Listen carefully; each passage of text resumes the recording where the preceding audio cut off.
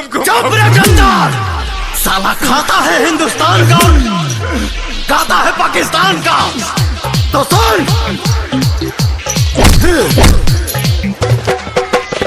मैं इस देश का हनुमान हूँ और ये देश मेरा राम है।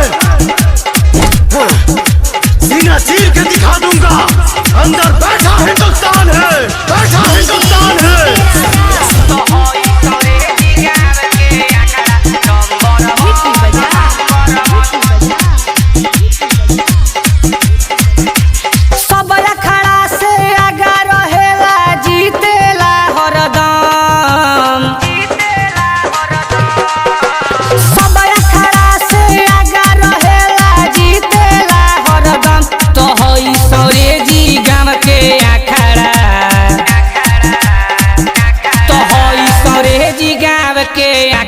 नंबर वन तो हमारा सौरेजी गाँव के अखाड़ा नंबर वन।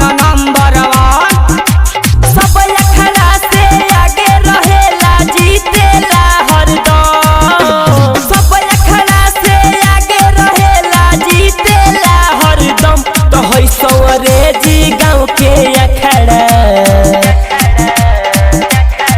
सौरेजी गाँव के अखाड़ा नंबर वन। तो है सौरेजी गाँव के अखाड़ा नंबर वन।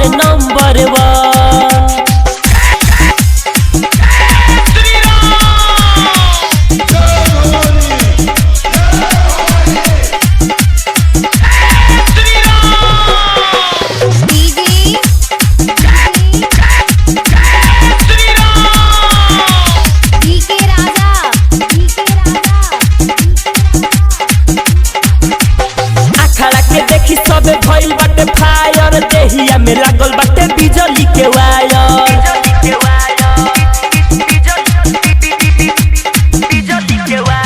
अखाड़ा के देखी सब भइल बाटे फायर, देहिया में लागल बाटे बिजली के वायर। जय श्री राम के नारा गुजेला, बढ़ेला सबके कदम।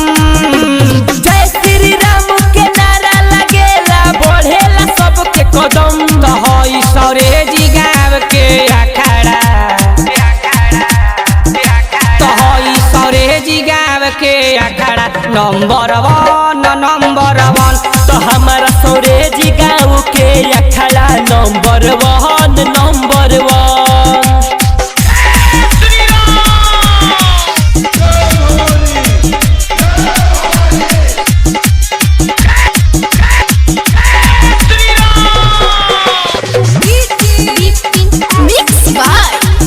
Recording studio Thawe. अखाड़ा के देखी सब भइल बा दीवाना, डीजे पे बाजे रंजित सूरजा के गाना।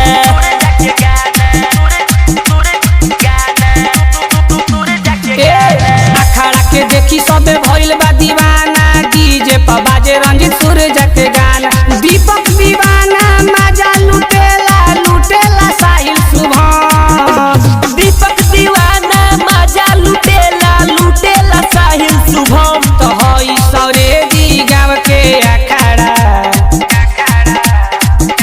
तो है सौरेजी गाँव के अखाड़ा नंबर वन।